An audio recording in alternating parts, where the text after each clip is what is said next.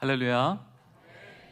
참 좋은 교회 명시대 교회에서 우리 믿음의 다음 세대를 예수님의 심장으로 가르치는 선생님들, 그리고 부모님과 조부모님들과 함께 하나님께서 다음 세대를 세우시는 어떤 방법을 갖고 계실까, 주의 말씀과 약속을 함께 나눌 수 있게 되어서 얼마나 기쁘고 감사한지 모르겠습니다. 소망키는 오늘 나눠지는 이야기 들고 나아가는 사역의 현장들마다, 가정들마다 오늘 말씀이 우리의 간증되고 하나님의 역사되는 귀한 시간 되기를 소망합니다.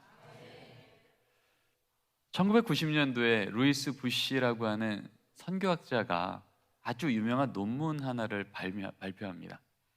그 논문의 제목은 바로 1040 윈도우입니다. 10, 40 창이죠. 지도에서 보이는 것처럼 저 파란색으로 표시되어 있는 부분이 바로 북위 10도부터 40도 사이에 해당하는 나라들입니다. 그 당시 미전도 종족이 어디 몰려 있을까를 연구했더니 미전도 종족이 저기에다 몰려 있는 거예요. 그래서 국제 컨퍼런스에서 발표를 하게 됩니다. 우리 저기 빨리 선교사님 파송합시다. 그래서 우리에게 주어진 대사명을 감당합시다. 그래서 전 세계가 응답합니다. 우리나라도 응답합니다. 그래서 전 세계에서 선교사를 두 번째로 많이 파송하는 170국이 넘는 곳에 선교사를 파송하는 선교의 대국이 됐죠. 그런데요, 그로부터 18년 뒤에 이 루이스 부시 박사가 국제 컨퍼런스에서 다시 한번 자신의 논문을 발표하는데, 이제는 이전에 발표했던 논문의 정정 논문을 발표합니다. 그 논문의 제목이 바로 414 윈도우, 14 창이라는 거예요. 아니, 왜 자신의 논문을 고치는 논문을 발표했을까? 라고 했더니 이제 18년이 지난 뒤에 미전도 종족이 어디로 몰려갔는가를 연구한 거예요. 그랬더니 이제 이 논문의 핵심은 이것입니다. 더 이상 미전도 종족의 개념은 지역의 개념이 아니라 연령의 개념이 되었다. 이젠 더 이상 북위 10도부터 40도가 아니라 어떤 지역이든 상관없이 만 4세부터 14세, 우리 명시대 교회로 치면 유치부부터 중고등부 아이들이요, 미전도 종족이 되는 걸 발견하게 된 거예요. 그러면서 이제는 선교라고 하는 건 수평적 선교만이 아니라 다른 나라, 다른 민족, 다른 언어권만이 아니라 우리 나라, 우리 동네, 우리 집, 그런데 예수를 믿지 않는 다음 세대들, 이 현장을 발견하고 난다면 이제는 선교는 수평적 선교만이 아니라 수직적 선교도 있는 거구나 라고 하는 것을 발견하게 된 겁니다. 여러분, 이 만 4세에서 14세가 미전도 종족이 되는 것, 이건 저기 유럽 얘기만이 아니고요, 아프리카 얘기만이 아니고요, 지금 우리 대한민국, 우리 자녀들의 현실입니다. 화면을 좀 넘겨주시면요, 가장 최근에 발표되어진 우리나라 예수 믿는 부모 세대가 15%였습니다. 한국갤럽을 통해 발표됐죠. 그런데 가장 대표적인 선교기관을 통해서 발표된 우리나라 예수 믿는 중고등부 아이들 3.8%. 여러분, 3.8%면 어느 정도인지 아시죠?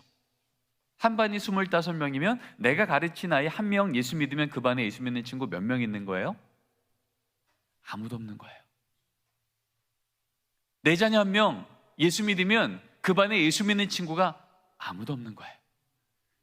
여러분, 그래서 지금 이 시대에 우리 교회 학교 아이들 한 명 한 명이 얼마나 중요하냐면요, 그 아이 한 명이 이번 주에 교회 오기를 포기해요. 어떤 일이 생겨요? 그 반에 예수 믿는 세대가 끊어지는 겁니다.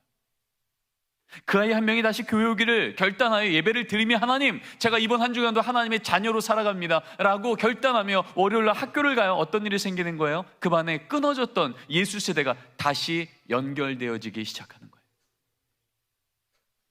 바로 이런 아이들 한 명 한 명을 감당하시는 분들이 여기 있는 우리 교회학교 선생님이고요, 이런 아이들 한 명 한 명을 양육하는 분들이 믿음의 부모님, 조부모님이 되는 거예요. 여러분, 그러기에 이제 더 이상 교회학교 아이들은요, 숫자로 셀 수 없는 아이들이에요.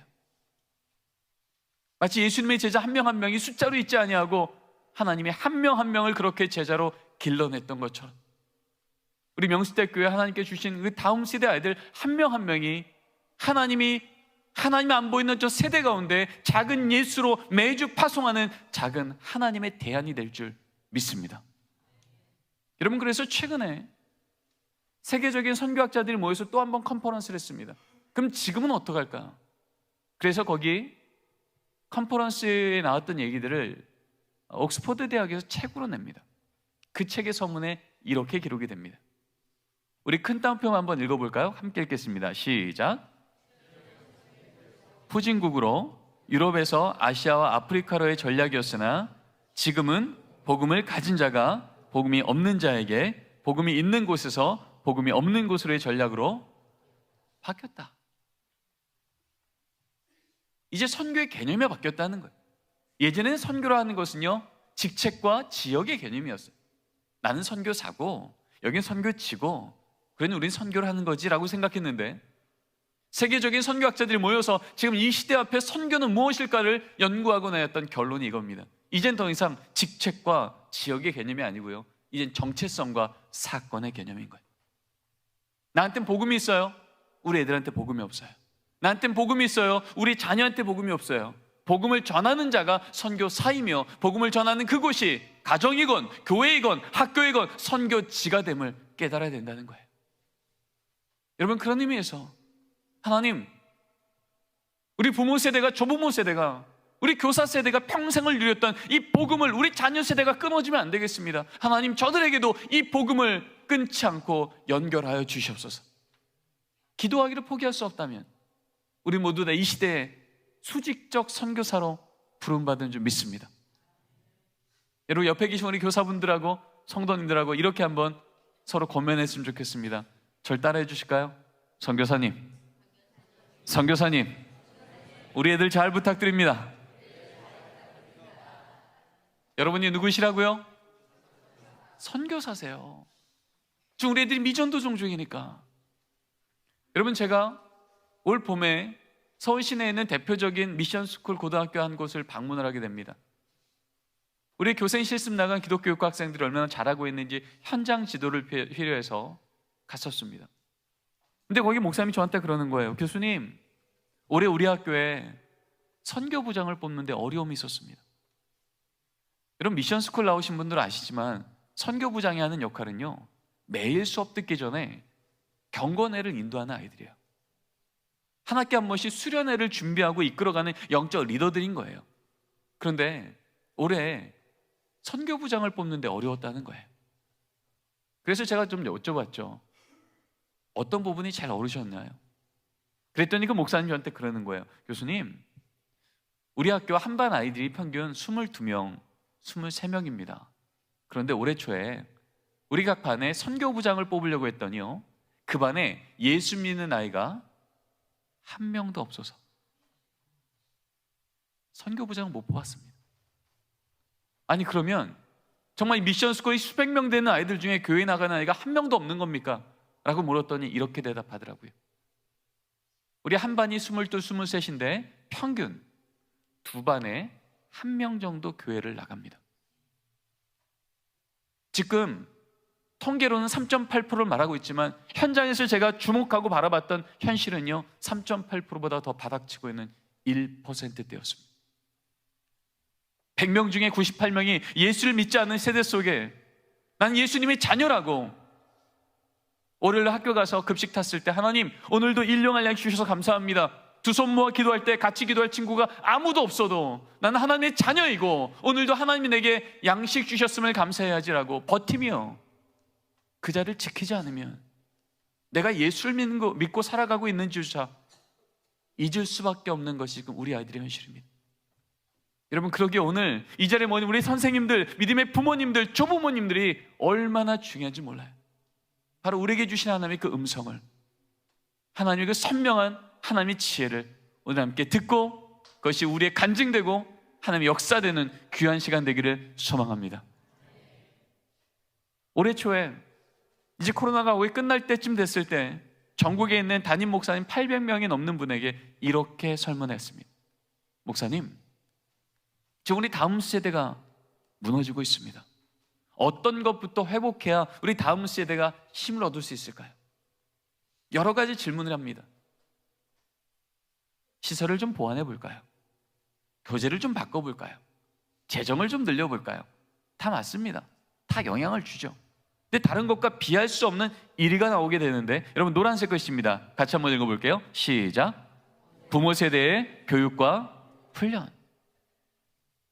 담임 목사님들이요, 하루도 빠지지 않고 새벽마다 무릎 꿇어 우리 다음 세대 살려달라고 기도하며 분별하며 말씀 있는 그 담임 목사님들이요, 대답하기를 많은 것들 다 이유가 되고 영향력이지만 다른 건 몰라도 우리 아이들의 부모님이 이 말씀 앞에서 다시금 삶이 바뀌지 않으면 우리 아이들 다시 교회 나오기 쉽지 않겠다라고 말한 거예요.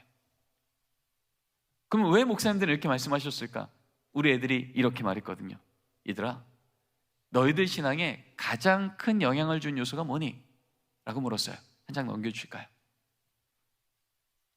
그랬더니 서울 시내 예수 믿는 중고등부 아이들 500명을 대상으로 물었습니다. 2014년도에 물었을 때 엄마 1위 47.2, 아빠 4위 9.8. 57% 애들이요, 저 부모인데요 라고 말했습니다. 2년이 지납니다. 2016년입니다. 여전히 어머니는 1위 52.4, 4위였던 아버지가 2위로 등극합니다. 거의 70% 된 애들이요, 저 부모님인데요. 코로나 한복판에 또 묻습니다. 우린 생각했죠. 코로나니까, 비대면이니까, 예전보다 아이들에게 즐거운 게 너무 많아졌으니까 게임이, 메타버스가 우리 아이들을 교회 오게 하기 쉽지 않게 하겠다라고 생각했는데 우리 아이들의 대답은 더 선명해집니다. 1위 엄마 54%, 2위 아빠 33%. 10명 중에 8, 9이요, 내 신앙의 가장 큰 변수는요, 세상이 아니라 바로 내 부모라고 말하고 있더라는 거예요. 여러분, 중고등부 아이들이 이렇게 말했다면 여러분, 아동부는 어떨까요? 더 높겠습니까? 적겠습니까? 당연히 높죠. 유치부는요? 그럼요. 오늘도 부모님이 손잡고 교회 오지 않으면 도대체 교회 올 방법을 알 수도 없고 예배를 드릴 수도 없는 영, 유아, 유치부요. 절대적이겠죠. 그래서 궁금해졌습니다. 이럴 때 부모의 영향력이 이 시대 가장 강력한 영향력이라면 이 시대 예수 믿는 부모 세대들은 과연 우리 아이들을 어떻게 양육하고 있을까? 기독부모 1,500명을 대상으로 묻습니다. 참고로 여기에 참여했던 1,500명의 부모 세대는요, 그냥 주일날 교회에 오는 기독부모가 아니었고요, 코로나 중에도 유치부부터 고등부까지 내 자녀를 현장 예배 보내기를 포기하지 않았던, 어느 교회건 가장 모범적으로 보이는 그런 부모님, 그분들만 모아서 1,500명이었습니다. 그리고 이렇게 물었죠. 부모님, 우리 자녀들을 양육하는데 4가지 정도의 중요한 영역이 있습니다. 이 클릭을 거꾸로 한번 해주시겠습니까? 안 되나요? 네, 알겠습니다. 사실은 이 화살표가 안 나왔어야 되는데, 인성교육, 지성교육, 진로교육, 신앙교육, 이 4가지 중에 혹시 부모님은 어떤 교육을 가장 우선적으로 하십니까? 라고 물었어요. 다시 한번 말씀드리지만 예수 믿는 부모와 예수 믿지 않는 부모가 섞여 있는 1,500명이 아니었습니다. 어느 교회를 봐도 가장 모범적이라고 보이는 바로 믿음의 부모님들만 대상으로 물었는데 그들의 현실은요, 인성교육 1위, 지성 학습교육 2위, 진로교육 3위, 신앙교육은 꼴찌였어요. 아니, 어떤 학자가 이렇게 얘기했다면, 아니, 그 학자가 현장을 잘 모르네, 믿음의 부모님을 잘 모르네 라고 말하겠지만, 이것은 지금 예수 믿는 부모 세대들이 직접 적은 불편한 현실이었습니다. 한마디로 이런 얘기죠. 신앙 중요하죠. 근데 성적은 먼저. 신앙 중요하죠. 대학은 먼저. 이런 현장 아니겠습니까? 여러분, 중학교 2학년짜리 딸아이 첫 기말수학 기간에 주일 아침 10시 중등부 예배 시간인데 이 엄마 집사님이요, 이 딸아이를 교회가 아니라 학원 앞에 딱 내려주며 얘기하는 겁니다. 혜나, 너 이번 기말고사 얼마나 중요한지 알지? 열심히 공부해. 엄마 열심히 기도할게. 그리고 돌아서서 어디로 오세요? 교회로 오세요. 교회 와서 뭐라고 기도하세요? 하나님, 이번 우리 딸 좋은 성적으로 하나님께 영광 돌리게 해주세요. 여러분, 우리 하나님 영광 받으시겠습니까? 넌 열심히 공부하라고, 엄마는 열심히 기도하겠다고. 그렇게 돌아서는 어머님의 뒷모습을 보며 이 딸이 무슨 생각할까요? 이런 생각하지 않겠습니까? 아, 신앙은 여차하면 제껴도 되는구나. 급할 땐 찾고 손해볼 것 같을 때 여지없이 예배가 아니라 특강이, 하나님의 말씀이 아니라 세상의 스펙이, 대학이 내 인생 진짜 안전하게 지켜주겠네. 이게 똑똑하게 신앙생활하는 거구나. 여러분, 이 망가져버린 신앙의 기준을 우리 애들이 어디서 배운다고요? 학교에서요? 학원에서요? 세상에서요? 아니요. 예수 믿는 부모의 등을 통해서. 여러분, 그렇지 않고서 어떻게 예수 믿는 부모 세대가 15%나 있고 전 세계에서 선교사를 두 번째로 많이 파송하는 이 대한민국의 우리 애들이 미 전도 종족이 되겠습니까? 저는 장신대 교수로 오기 전에 서울시내에 있는 한 교회 교육총괄 목사로 섬겼습니다. 매주 우리 아이들을 만나고 부모님을 만나고 교사분들을 만나고 그럴 때마다 제가 입버릇처럼 물었던 질문이 있습니다. 집사님, 권사님, 장로님, 안수집사님, 개인적으로 회심하셨죠? 근데 혹은 부모로도 회심하셨습니까? 내 자녀의 성적의 문제 앞에서도, 내 자녀의 대학의 문제 앞에서도, 내 자녀의 취직과 결혼의 문제 앞에서도 정말 예수가 주인 맞습니까? 딴 건 몰라도 예수의 이름보다 높아져서는 안 된다고 그 주님의 우선됨을 가르치고 계십니까? 여러분, 복음서에도요, 사도행전에도요, 우리 그리스도인들의 별명은 무엇이었냐면 저들은 부활의 증인이라, 마루투스라고 하는 헬라어가 우리의 이름이었습니다. 근데 여러분, 이 마루투스라는 이 증인이란 단어와 마틀, 순교자라고 하는 이 단어가 어원이 똑같은 단어입니다. 한마디로 2000년 전부터 우린 누구냐? 내 인생의 주인은 예수라고 말하는데 세상이 다른 얘기예요. 목숨 걸어 예수의 이름 지켰다는 거예요. 내 자녀 인생 가운데 예수가 주인 되어야 되는데 세상이 다른 얘기를 하면 목숨 걸어 내 자녀에게 예수의 이름을 전했던 자. 그래서 초대교회 때 문헌을 보면 역사학자들이 이렇게 기록합니다. 저들은 예비 사형수라. 역사학자들이 너무 궁금했던 거예요. 도대체 저들은 뭐길래 목숨 걸어 예수의 이름을 전하는 자, 예수의 이름을 전하는 건 사형수가 된다는 거 알매도 불구하고 예비 사형수란 이 이름을 갖고 어떻게 인생을 살아가는가? 여러분, 우리나라의 최대의 종교가 뭐죠? 대학교죠. 여러분 아시잖아요. 여러분, 수능 시험 치는 날 보십시오. 어느 대학이건 저 대학, 저 과에만 들어가면 내 자녀 인생 안전하겠다고. 거꾸로 그 대학, 그 과 떨어지면 그 인생 무너진 것이냐. 여러분, 예수 믿는 부모는 다릅니까? 그다지 다른 것 같지 않습니다.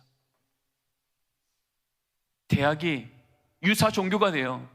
심지어 크리스찬의 심장 가운데도 예수의 이름보다 대학의 이름이 높아지고 예수의 이름보다 시험이 더 높아지고, 그래서 예수 이름이 무너져 버린 현장 가운데 지금 우리 아이들은 미전도 종족이 되어버린 것 아닐까요? 이스라엘 민족이 무너졌을 때 하나님께서 호세아를 불러서 말씀하십니다. 내가 너희 세대를 다시 세우겠다. 근데 그 호세아에게 하나님께서 이렇게 말씀하십니다. 호세아 4장에 가면 이렇게 말씀하시죠. 내가 너희 자녀들을 구원하고자 하는데 너희 부모들이 내 율법을 잊었으니 나도 내 자녀들을 잊어버리리라. 너희 부모 세대들이 내 율법을 잊었으니 내가 내 자녀 세대를 잊어버리리라. 성경은요, 너무나도 일관적으로 무너졌던 다음 세대를 하나님께서 다시 살리려고 하실 때요, 다음 세대랑 직접 딜하신 적이 거의 발견되지 않습니다. 늘 다음 세대 회복할 거야 말씀하실 때마다 누구한테 말씀하셨어요? 먼저 하나님을 경험한 믿음의 부모 세대에게 명령하셨어요. 어떻게 해요? 내가 내게 명한 이 말씀을 너는 앉았을 때든지 일어날 때든지 길을 갈 때든지 부지런히 가르쳐 지키게 하라. 성경은 단 한 번도 너희 자녀가 다시금 일어나려면 어떤 기관에 위탁해 보라고 말한 적이 없고요. 먼저 하나님을 만난 부모 세대에게 내가 내게 명한 이 말씀을 머리에 새기고가 아니라 어디 새기고라고요? 마음에 새기고. 히브리어 레바브입니다. 이 레바브는 중심이라는 뜻이에요. 우선순위라는 얘기겠죠. 어떻게 해요? 내 삶 속에 하나님을 우선순위에 두는 것을 자녀에게 앉았을 때든지 일어날 때든지 길을 갈 때든지 보이라는 거예요. 위기가 오면 무릎 꿇어 기도하는 걸 자녀에게 보이고, 감사한 일이 생기면 교만치 않고 가족이 모여 하나님을 찬양하는 찬송 소리가 문제방을 넘어가는 가정. 그렇게 무릎 꿇어 기도했더니 하나님의 때가 됐을 때 하나님이 아니고 설명할 수 없는 기적 같은 간증거리를 그 가정 가운데 임하여 주시면 이제 이 자녀에게 하나님은 귀로 듣던 교리의 하나님이 아니라 눈으로 보는 살아있는 하나님이 되는 줄 믿습니다. 신앙은 그렇게 전하는 거라고. 무너진 다음 세대는 그렇게 하나님을 알게 되는 거라고. 우리 하나님께서 우리 부모 세대에게 명령하셨건만, 여러분 정말 우리가 삶의 틈으로 우리 자녀에게 살아계신 하나님을 어떻게 예배해야 되는지, 어떻게 의지해야 되는지 신앙인의 삶의 문법을 보이고 계십니까? 적어도 여기 모인 우리 교회학교 선생님들, 믿음의 부모님, 조부모님들은요, 삶의 위기가 오면, 특별히 우리 자녀 세대의 삶 속에 어려움이 오면 아마 새벽 예배 나와 무릎 꿇어 기도하실 거예요. 금요철에 나와 기도하실 거예요. 금식하며 기도하실 거예요. 근데 문제는 뭐예요? 그렇게 새벽 기도 나오고 금요철에 끝나고 집으로 돌아와서 밥 먹을 때 우리는 어떤 얘기합니까? 그런데 너 대학은, 그런데 너 취직은, 그런데 너 결혼은. 이 부모가 이 자녀의 그 어려운 순간, 그 어려운 정말 중요한 걸음걸음마다 어떻게 기도하는지, 어떤 내용으로 기도하는지, 어떻게 하나님을 붙드는지 내 귀로 들어본 적이 없는 거예요. 그래서 성경은 말하는 겁니다. 앉았을 때든지 일어날 때든지 길을 갈 때든지 어떻게 하나님 앞에 기도하며 말씀 읽으며 삶의 결단을 하는지를 그 자녀와 나누라는 것입니다. 시편 말씀을 통해 말합니다. 주여, 우리가 이를 우리 자손에게 숨기지 않겠나이다. 뭐를요? 여호와의 영예와 그의 능력과 그가 행하신 기이한 사적을. 한마디로 하나님이 아닌 걸 설명할 수 없는 기적 같은 간증거리들이요, 우리 삶 가운데 선명히 살아있는 그 간증거리를 우리 자녀에게 하나도 빠뜨리지 않고 다 전하겠다는 거예요. 정말 믿음의 부모가, 조부모가, 교회학교 선생님들이 내가 만난 하나님이 누구셨는지 그 간증거리를 하나도 빠뜨리지 않고 전하고 있다면 지금 이 시대 무너짐만으로 우리 아이들이 미전도 종족 됐겠습니까? 2000년 교회사는요, 우리에게 너무 선명하게 증언하고 있습니다. 화면 한번 띄워주시고요. 1000년간 교회가 무너졌다가 이제 하나님 말씀만으로 다시 교회가 살아납니다. 갱신됩니다. 믿음의 다음 세대가 일어납니다. 그때 이 교회를 살렸던 마틴 루터, 존 켈빈, 지빙글리, 성서학자였고 담임 목사님이었고 종교 개혁자였던 이들이 공통적으로 목회 지침서를 지역에 있는 목사님들한테 편지 쓸 때마다 공통적으로 썼던 문장 하나가 보입니다. 같이 한번 읽어볼까요? 노란색 글씨입니다. 가정은, 시작. 가정은 작은 교회임을 잊지 말라고 그렇게 가르쳤던 겁니다. 목사님들에게 보냈던 지침서라고요. 그러니 목사님들 목회하실 때 이거 놓치면 안 됩니다라고 가르쳤던 너무나 중요한 성경적 명령이요, 가정은 작은 교회임을 잊지 말라고 가르치라는 겁니다. 여러분, 교회는요, 많은 사람이 모이고 자주 모이고 모일 때마다 즐겁고 많은 일이 일어납니다. 그러나요, 아무리 많이 모여도, 아무리 자주 모여도 예배라는 사건이 멈춰요? 그때부터 교회 아닙니다. 예배가 멈추면 그때부터 교회가 아니에요. 종교 집단일지 몰라도 교회는 아니라는 거죠. 여러분, 이게 무슨 얘기일까요?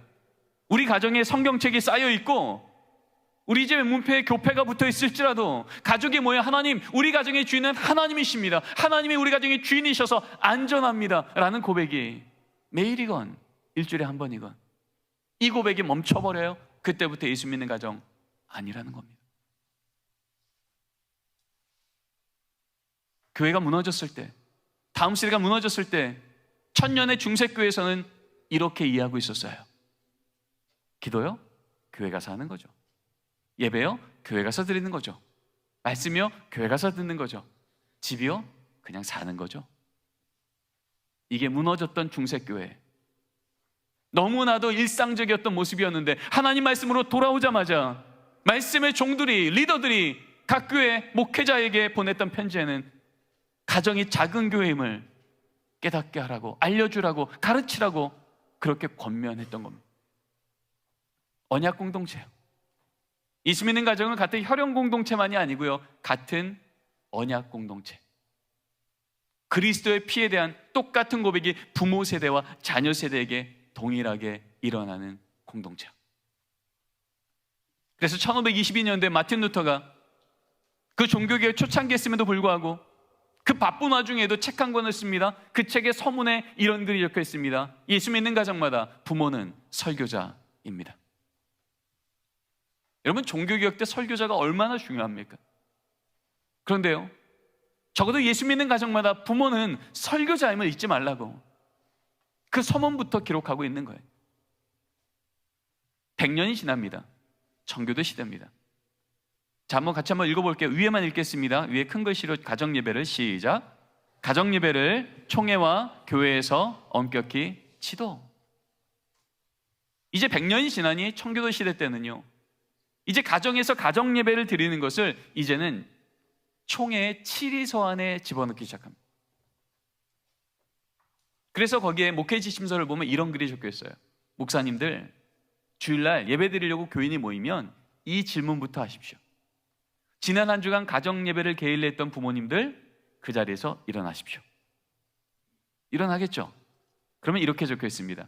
그렇게 일어난 부모님들은 그날 서서 예배 드리기를 명하십시오.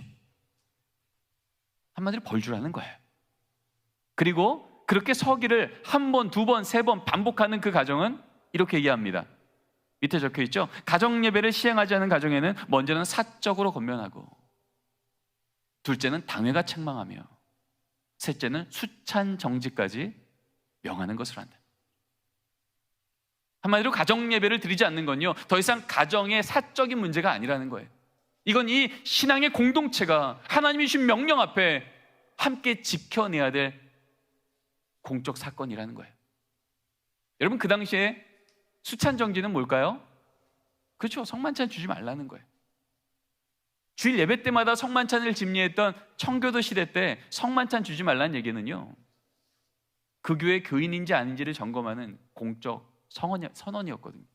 어떤 잘못을 해도 그것으로 교인 아니요, 교인이요 라고 말할 수는 없지만, 적어도 내 자녀의 신앙을 흔들리게 해요, 끊어지게 해요, 가정예배를 게을리해요, 그러면 그 부모는 그거 회복할 때까지 우리 교회 교인일 수 없다는 겁니다.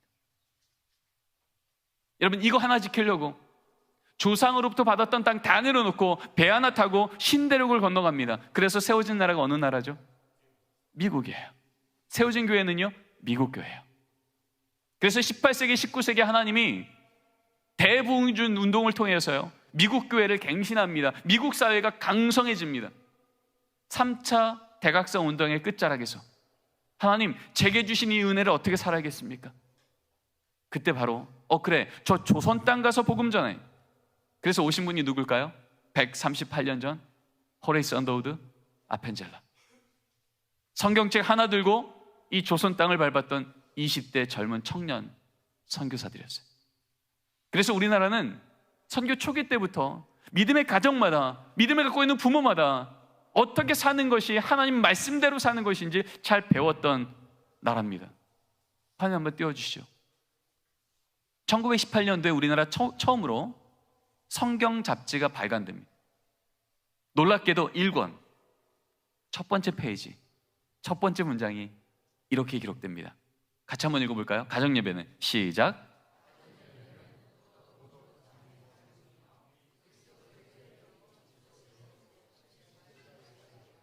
가정예배가요, 그리스도교의 일종 특색이래요. 한마디로 저 집안이 예수 믿는 집안인지 안 믿는 집안인지 뭐부터 보라는 거예요? 가정예배 있는 집도 보면 분명하다는 거예요. 마치 지금 주일날 저 집안이 교회를 가는지 안 가는지 보면 진짜 교인인지 아닌지를 알잖아요. 우리나라는 선교 초기 때부터 가정예배를 그렇게 배웠다는 거예요. 수신제가 요소로다. 나라 쫓아 뺏겨버렸던 그 100년 전에 하나님, 이 나라는 망했어도 이 나라의 진짜 왕이신 하나님이 우리 가정의 주인 되어주시면, 우리 자녀 인생의 주인 되어주시면 수신제가요, 우리 집안이 다시 일어서고 우리 자녀가 다시 일어서는 길은 거기에 있습니다. 여러분, 이것을 지켰던 그 믿음의 가정들의 그 자녀들을 통해서 어떤 일이 생겨요? 빼앗겼던 나라를 되찾는데 하나님께서 영성의 실력 갖춘 청년 세대들을 거기서 일으키시며, 전쟁에 망가져버린 이 땅 위에 주님께서 위대한 교회와 나라를 다시 세우실 때 하나님, 가정에서부터 하나님이 누구신지를 부모의 등을 통해 배웠던 바로 이 청년들을 통해 하나님의 일을 이루어오신 줄 믿습니다. 한 장 넘겨주시죠.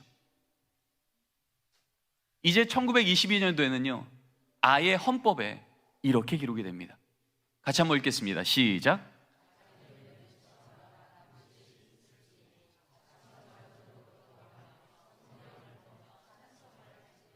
조선 예수교 장로의 헌법입니다. 여러분, 헌법은 선택사항이 아닌 거예요. 적어도 우리 교회가 조선 예수교 장로에 속한 교회라면, 적어도 우리 집에 예수 믿는 부모 세대가 한 분이라도 세워져 있다면 가정 예배는 집안마다 가급적 힘쓸지니도 아니에요. 반드시 힘쓸지니. 이게 우리가 받았던 신앙의 유산이요, 하나님의 말씀대로 살아가는, 정말 하나님, 우리 자녀 세대가 하나님 말씀대로 서기를 원합니다라고 결단했던 가정들마다 시대를 핑계 삼지 않고, 세대를 핑계 삼지 않고, 하나님 내게 주신 사명 감당하겠습니다 외쳤던 부모 세대를 통해 무너졌던 나라는 다시 살아났고, 하나님의 몸된 교회는 다시 일으켜주는 줄 믿습니다. 이 관점으로 오늘 주신 말씀을 같이 보기를 원합니다. 넘겨주실까요? 함께 읽겠습니다. 시작.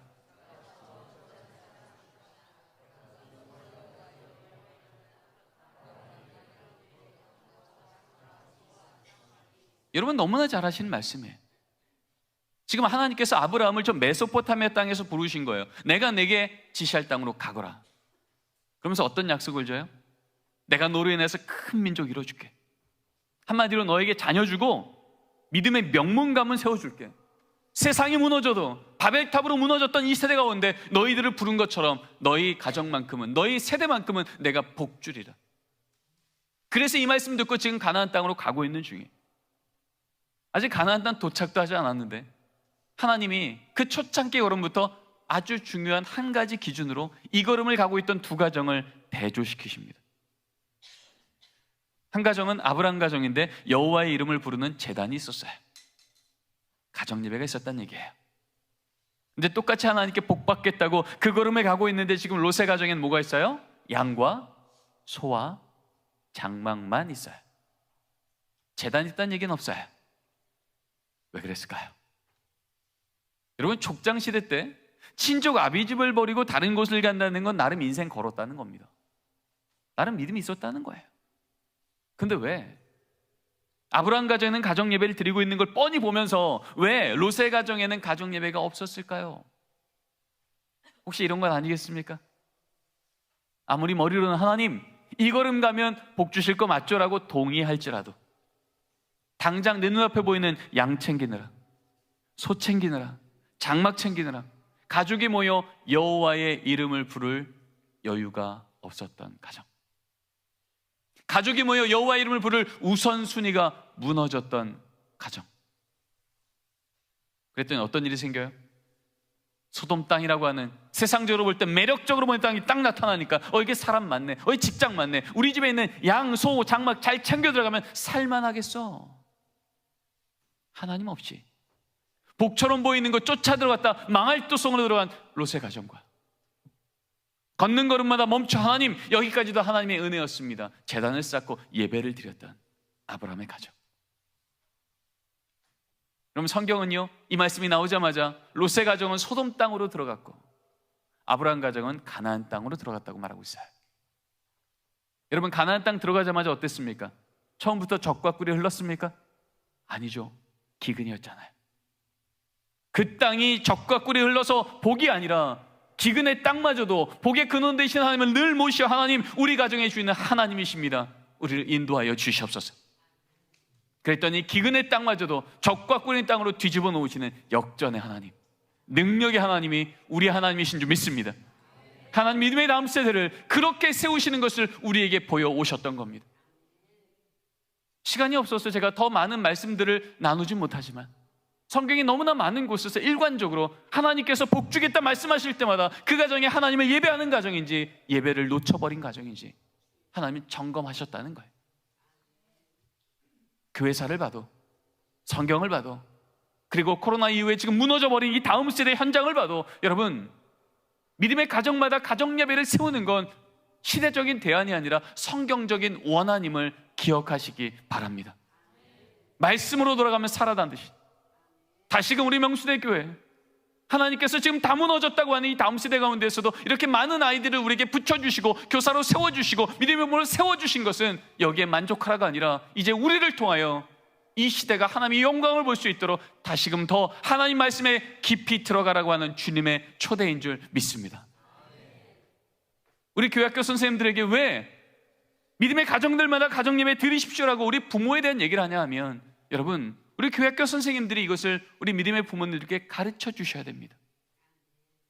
168시간 중에 1시간만이 교회학교 위탁하는 게 아니라 영적 서비스만 하지 마시고 택배만 주지 마시고 가정에서도 일주일에 한 번이건 아니 매일이건 가족이 모여 하나님의 이름을 기억하는 가정 예배를 지켜내는 것에서 우리 다음 세대가 다시 소망이 있다고, 성경은 그것을 하나님의 대안으로 말하고 있다고 우리 선생님들이 그렇게 알려주셔야 되기 때문에 그렇습니다.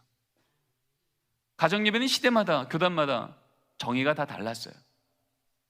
특징도 달랐어요. 근데 그것을 다 모으고 모았더니요 결국 한 문장이 남는 걸 발견합니다. 우리 같이 한번 읽어볼까요? 큰 따옴표만 읽겠습니다. 시작. 어렵지 않으시죠? 세 단어만 기억하시면 돼요. 가족이 모이고요, 하나님 기억하고요, 감사하시면 하나님이 가정 예배로 받아 주시더라는 거예요. 그럼에도 불구하고 그래도 우리 가정은 요거 해결되기 전까지 힘듭니다라고 하는 가정들이 있어요. 여러분 기억하십시오. 우리 하나님이요 하지 못할 걸 명령하시는 분이 아니라 할 수 있도록 도우시는 분이신 줄 믿습니다.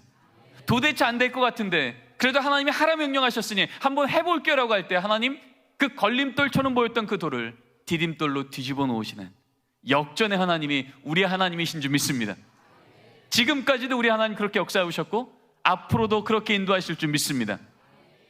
오늘 말씀을 기준으로 그럼 우리 가정에서는 어떻게 가정 예배를 드릴 수 있을까? 우리가 양육하는 아이들이 집에서는 어떻게 가정 예배를 드리라고 권면할 수 있을까? 오늘 그 지혜를 짧게 확인하기를 원하는데요, 우리 첫 번째 원리입니다. 같이 한번 읽어볼게요. 시작. 여러분 가정 예배 드리십시오 하면요 많은 분들이 우리 명수대교회 주일 오전 예배의 경건과 형식을 그대로 축소판으로 우리 집에서 구현하시려고 그러세요. 물론 그렇게 드리는 가정 예배 얼마나 훌륭하겠습니까? 근데 성경은요 하나님께서 가정 예배를 기뻐 받으셨다고 말씀하실 때마다 하나님의 관심은 형식에는 거의 관심이 없으셨어요. 늘 사건을 점검하셨어요. 아까 이걸 또 말씀도 한번 보십시오. 아브라함 가정이 30분 예배 드렸다, 안 떠들고 예배 드렸다, 옷 갈아입고 예배 드렸다, 이런 말이 있습니까 없습니까? 언급조차 없어요. 가정 예배를 안 드리면 수찬정직까지 명했던 총회 7위서까지 명시되어 있었던 그 청교도 시대 때도요 가정 예배에 대한 정의는 이렇게 나옵니다. 가정 예배요 가족이 모여 성경 한 구절만 읽어도 가정 예배 이미 드린 겁니다. 성경 읽고 기도까지 했습니까? 가정 예배 더 잘 드린 겁니다.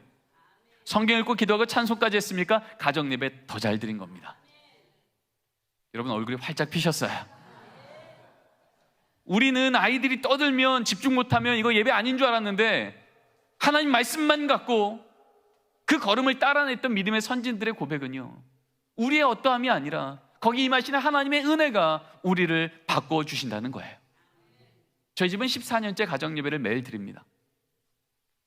그럼에도 불구하고 저희 집은 빠지지 않는 멘트가 이런 말들입니다. 누나 왜 눈 떴어? 너 왜 떴어? 저희 첫째 아이가 중학생이고 둘째가 초등학생인데요 여전히 이 멘트는 빠지지 않습니다. 그러면 제가 예배 끝날 때쯤 되면 제 마음에 늘 의심의 영이 충만하죠. 도대체 내 예배 드렸을까? 왜냐하면 예배드린 얘네들의 모습은 이렇습니다. 눈은 천장을 보는데 손은 바닥을 쓸고요, 허리는 거의 연체동물에, 입은 끊임없이 떠드세요. 그러게 예배 끝날 때쯤 되면 저는 늘 물어요. 아들, 너 오늘 말씀 듣기나 했니? 너 장난만 치던데?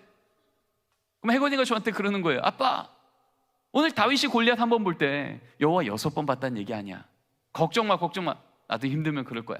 걱정 노세요. 초등학교 3학년 때 제 아들이 그러는 거죠. 분명히 제 눈에는 장난치고 집중 못한 아들밖에 보이지 않았는데 우리 하나님, 제 아들의 연약한 믿음에 제한받지 않으시고 오늘도 심어놓고자 작정하신 믿음의 씨앗을 심어 놓으신 줄 믿습니다. 한 번은 제 연구실에 기자님이 오셨어요. 가정예배 어떻게 드리는 겁니까? 팁 좀 알려주시고 역사적인 기록들 좀 알려주십시오. 그래서 제가 쭉 설명을 하는데 그 기자님이 그러시는 거예요. 저희 집 가정예배를 매일 드린다니까 오늘 저녁에 교수님 가정예배 드리는 거 촬영하러 집에 오겠다는 거예요. 제가 그랬죠. 오시면 절대 안 됩니다.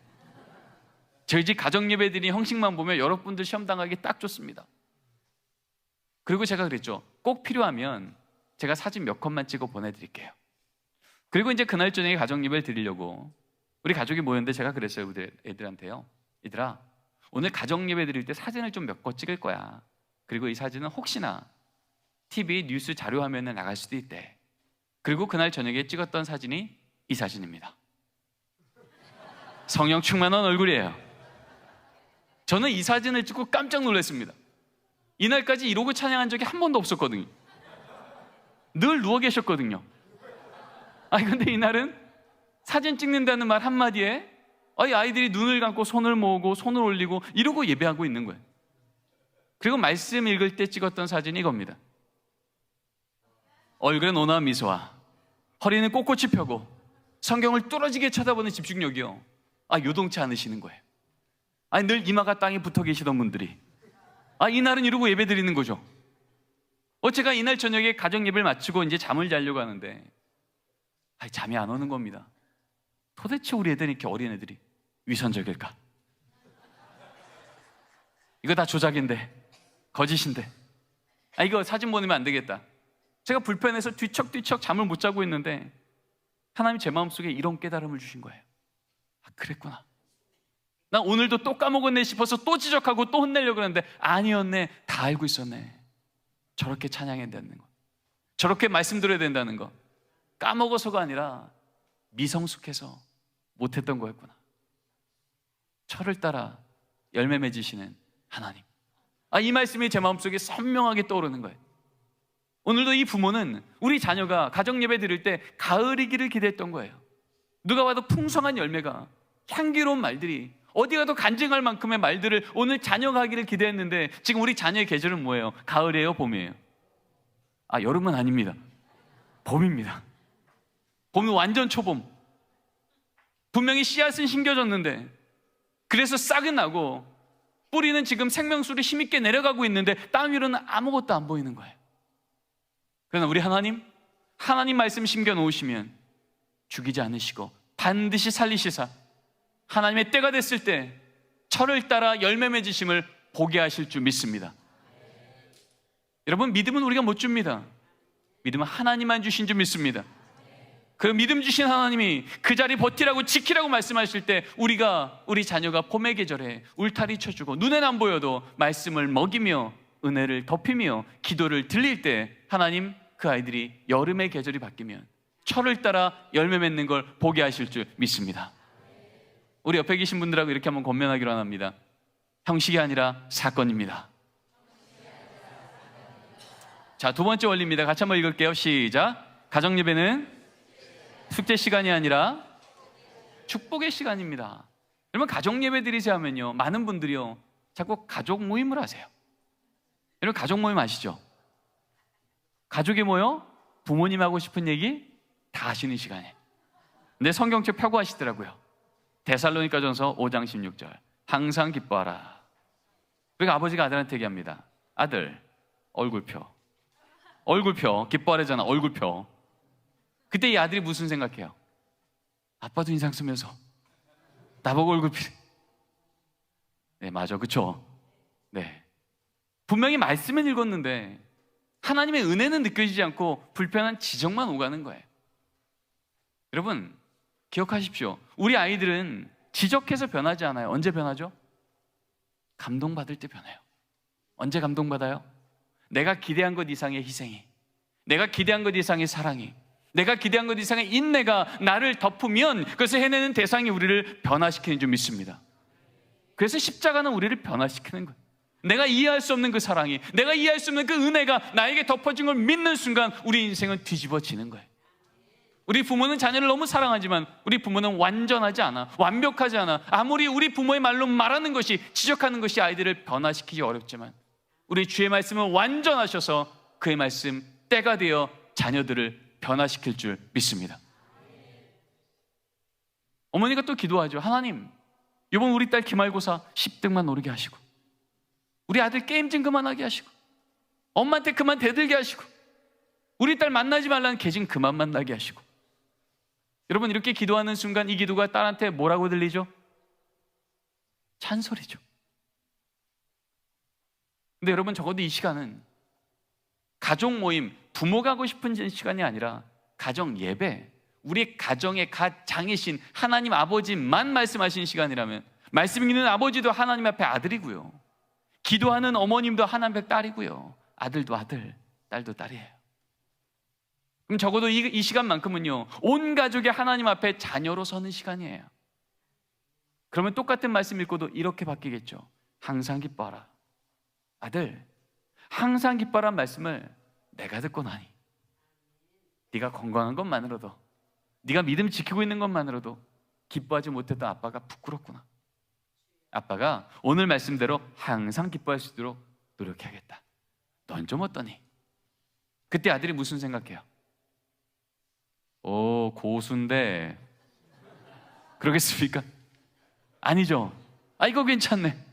도대체 안 바뀔 것 같은 아버지도 성경 한 구절 앞에서 바뀌시네. 나도 우리 아버지처럼 말씀 한 구절 제대로 만나 내 인생 좀 바뀌었으면 좋겠다. 어머님이 또 기도합니다. 하나님, 오늘 우리 집에 또 어려운 일이 생겼습니다. 이 어려운 일이 생긴 걸 아심에도 불구하고 기뻐하라 말씀하셨사오니 이 어려운 이 사건이 간증거리로 바뀌는 그날까지 이 입술에 파수꾼 세워주시고, 이 걸음 가는 동안 주님의 손 꼭 붙들 수 있도록 이 여종의 손에 믿음의 힘을 더하여 주시옵소서. 여러분, 이 기도 소리 듣고 이 딸이 무슨 생각할까요? 이쯤이면 우리 엄마도 하나님 원망해야 되는데, 절망해야 되는데, 여기 정말 신앙의 거인이 앉아있네. 나도 우리 엄마처럼 예수님 제대로 만나 어떤 상황에도 요동치지 않는 안전한 인생 살고 싶다. 나도 성적 때문에, 외모 때문에, 돈 때문에 내 인생 흔들려서 너무 괴로운데 나도 우리 엄마처럼 예수님 제대로 만나 어떤 상황에도 흔들리지 않는 견고하고 멋진 인생 살고 싶다. 이 딸이 여기서 기도가 뭔지를 배우지 않겠습니까? 우리 자녀는 기도를 그렇게 배워가는 줄 믿습니다. 마지막입니다. 같이 한번 읽어보겠습니다. 시작. 여러분, 정말 중요한 건 시간 내는 거예요. 여러분, 어떤 집도요, 시간 없다고 몇 개째 밥을 굶지는 않습니다. 왜요? 밥 안 먹으면 어떻게 해요? 힘을 못 내니까. 여러분, 육의 양식도 먹지 못하면 힘을 못 내는데, 하나님의 가정이, 하나님의 자녀가 영의 양식인 주의 말씀을 바쁘다고 몇 개째 굶어요? 아니 며칠째 굶어요? 그러면 세상 속에서는 하나님, 세상을 거꾸로 이길 만큼의 힘을 주십시오 라고 기도하는 게 합당한 기도겠습니까? 하나님의 말씀은 주의 말씀 내 발의 등이요 내 길의 빛이라고 우리 자녀를 그렇게 인도하라고 말했건만 우리는 시간 없으니 가정 예배는 못 드린다고 그러지 않았습니까? 여러분, 저희 집은요 14년째 가정 예배를 매일 드리지만 지난 한 주간만 봐도요, 제가 가정 예배 드리는 밤 9시 반에 집에 있는 날이 절반이 안 돼요. 그런데 어떻게 가정 예배가 하루도 안 빠지고 진행될 수 있었을까요? 어렵지 않습니다. 저 빼고 드리면 됩니다. 그렇죠? 제가 명수대교에서 말씀 전하느라, 학교에서 강의하느라, 회의하느라 그 시간에 집에 못 들어오는 걸 누가 아세요? 하나님이 아세요. 그건 저녁밥 먹을 때쯤에 제 아내가 애들한테 얘기합니다. 얘들아, 오늘 아빠가 말씀 전하느라 가정예배 못 들어오셔. 그러면 가정예배 끝날 때쯤에요, 제 자녀 2명 중에 1명은 반드시 이렇게 기도합니다. 하나님, 아빠 말씀 잘 전하게 하시고 돌아올 때 안전하게 돌아오게 해주세요. 여러분 10초도 안 되는 이 기도가 딱 선포되는 순간 제가 없는 그 자리는 뭡니까? 아빠의 부재입니까? 아니면 가족이 모여 그 자리에 없는 가족을 기억하며 중보하며 응원하며 영으로 하나 되는 시간이겠습니까? 전자입니까? 후자입니까? 후자예요. 그 시간에 우리 딸이 회사에 있느라, 우리 아들이 군대가 있느라, 우리 남편이 일터에 있느라 가족이 못 모여 있는 걸 누가 아신다고요? 하나님이 아시면 모일 수 있는 가족 한 번만이라도 그 자리를 지키며, 하나님이 이 시간에 우리 가족이 흩어져 있지만 우리 가정의 주인은 하나님이셔서 우리 가정은 안전합니다. 우리 자녀가 있는 가정 자리들마다 하나님 영성의 실력 갖춰 그 세상 속에서도 하나님 나라를 세우는 시간 되게 주님 은혜 베풀어 주시옵소서. 저는 공부 때문에 한 8년 정도 미국에 있었습니다. 대학부와 청년부를 지도했었습니다. 그때요, 벌써 10여 년 전 얘기인데요, 수요일, 목요일, 금요일이 되면 한국에서 연락이 오는 거예요. 핸드폰을 통해서, 문자를 통해서, 이메일을 통해서, 딸아, 이번 주 뭐 기도해 줄까? 아들, 이번 주 아버님이 많이 편찮으셨어. 토요일 저녁 7시 가정예배 시간 알지? 5분이라도 같이 기도하자. 부모의 얼굴을 본 지 몇 년째인데요, 이 부모가 깨어서 한 주도 빠지지 않고 기도 제목을 나누며 가정예배 시간을 알려주니 어떤 일이 생겨요? 저 지구 반대편에 있는 부모와 자녀인데요, 같은 시간에 같은 하나님께 같은 기도 제목으로 같은 믿음 가지고, 하나님, 우리 가정의 주인은 하나님이셔서 이 어려움도 하나님이 역사하시는 현장으로 바꿀 줄 믿습니다. 이 감사한 역사도 우연이 아니라 하나님이 우리 가정과 동행하는 증거인 줄 믿습니다. 여러분, 그렇게 기도했더니 하나님의 때가 됐을 때, 어떨 땐 6개월, 어떨 땐 몇 년이 걸렸지만 그 때가 되어 하나님이 그 기도 제목을 그 가정의 간증거리로 바꿔주시면 그건 부모만의 기도가 아니라 같이 기도했던 이 청년의 간증거리로 주께서 선물로 주신 줄 믿습니다. 여러분, 한 번만이라도 그 자리를 지킬 수 있다면, 그리고 그 가족들에게 어떤 기도를 하면 좋을지, 어떤 하나님의 은혜가 필요한지를 나눌 수만 있다면 어느 가정이건 가정 예배를 지켜낼 수 있으며 하나님 영광 받아 주시는 겁니다. 어떨 때는 저희 집 9시 반에 모두 차 안에 있을 때도 있어요. 그럴 땐 제가 아이들한테 얘기합니다. 얘들아, 가정 예배는 하나님 말씀을 한 구절에도 읽어야 되는데 오늘은 모두 차 안에 있으니 오늘 하루 하나님께 감사한 거 나눠보자. 제 딸이 얘기합니다. 아빠, 저 학교에서 걔랑 화해했어요. 아, 그래, 하나님이 화해하는 마음 주셨구나. 참 감사하다. 자, 가족이 모였죠. 하나님 기억했죠. 감사했죠. 가정 예배가 될까요? 안 될까요? 분위기상 되겠죠? 됩니다. 제 아들한테도 물어요. 아들, 너 뭐 감사해? 요즘엔 안 그런데 우리 아들이 초등학교 3학년 때까지만 해도요, 늘 대답이 똑같았어요. 뭐 감사해? 그러면요, 없는데. 맨날 없대요. 저 가만히 있지 않죠? 너 오늘 저녁 반찬 뭐 먹었니? 고등어 구이. 그래, 고등어 구이는 누가 주신 거야? 마트가. 아니, 마트는 판 거지, 누가 주신 거야? 어부가. 아니, 어부는 잡은 거지, 누가 주신 거야? 끝까지 가면 누가 이름을 받아내요? 하나님이. 그래, 하나님, 넌 오늘도 키가 자라고 지혜가 자라게 하시려고 네가 알지 못할 그때 저 바다 끝에서 고등어 알을 낳게 하시고 자라게 하시고 잡히게 하시고 요리되게 해서 네 입에 쏙 넣어주셨네. 오늘 네가 먹은 거는 고등어 구이가 아니라 은혜 조각이네, 은혜 조각. 이 아들이 씩 웃습니다. 여러분, 이 아이는요, 고등어 구이를 보면서 은혜 조각이라고 말할 수 있는 믿음도 없고요, 고백도 없고요, 아무것도 없어요. 근데 뭘 할 수 있어요? 그런 고백을 하는 부모의 말을 들을 수는 있어요. 그러면서 이 듣는 것이 뭐가 돼요? 믿음이 되고요, 이 믿음이 뭐가 돼요? 고백이 돼요.